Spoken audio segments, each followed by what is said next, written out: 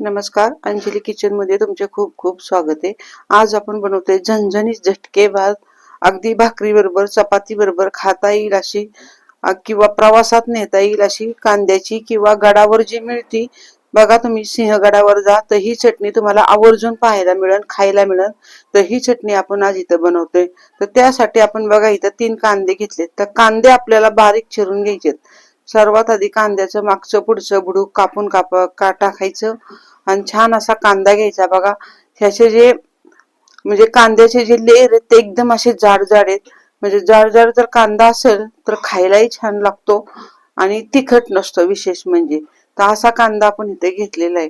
तर कांदा आपल्याला इथे बघा बारीक बारीक चिरून घ्यायचा आहे। तर सुरीने कांदा मी इथे बारीक चिरून घेते।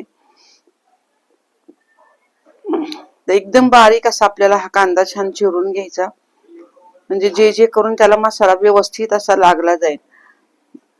तर अशा पद्धतीने कांदा आपण इथं चिरून घेऊया। तर कांदा बघा आपला चिरून झालेला आहे, चांगला बारीक बारीक असा बघा छान कांदा आपण इथे घेतलेला आहे।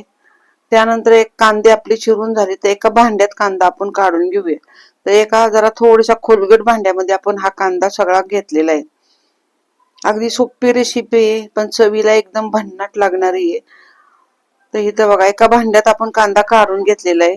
तर आपण जी चटणी बनवणार त्यासाठी तेल लागणार आहे आणि शिवाय आपण इथं कांदा मसाला वापरून आपण इथं ही चटणी बनवणार आहे। ह्या कांदा मसाल्याने चटणीची चव खूप वाढते।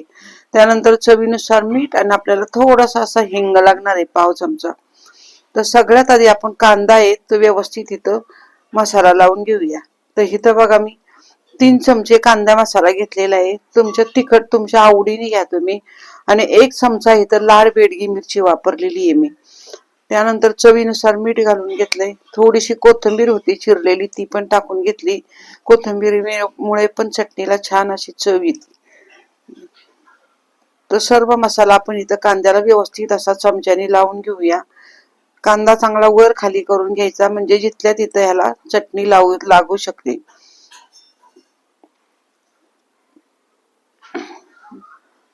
तर चटणी पूर्ण कांद्याला लावून घेतलेली आपण।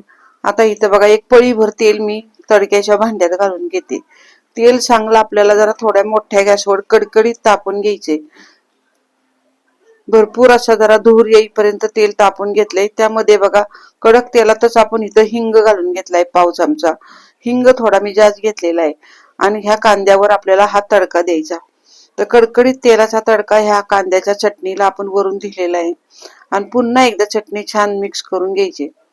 तर इथं बघू शकता अगदी सोपी खूप छान ही रेसिपी आहे। तर भन्नाट आपली ही चटणी बघा झटपट अशी 5च मिनिटात तयार झालेली। तर इथं बघू शकता तुम्ही।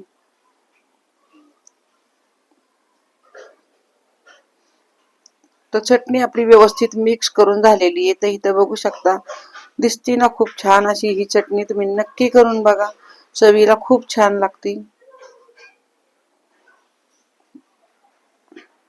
तर इथं बघू शकता तुम्ही झटपट अशी आपली ही कांद्याची चटणी तयार झाली, जी गडावर मिळते तशीच चटणी आपण इथं बनवलेली। अगदी ही चटणी तुम्ही शिळ्या भाकरी बरोबर चपाती बरोबर किंवा प्रवासात पण थोडाफार एखाद्या दिवसाचा प्रवास असेल तर तुम्ही नेऊ शकता। आणि आजची ही रेसिपी तुम्हाला आवडली असेल तर चॅनलला सबस्क्राईब करा, शेअर करा, कमेंट करा। धन्यवाद।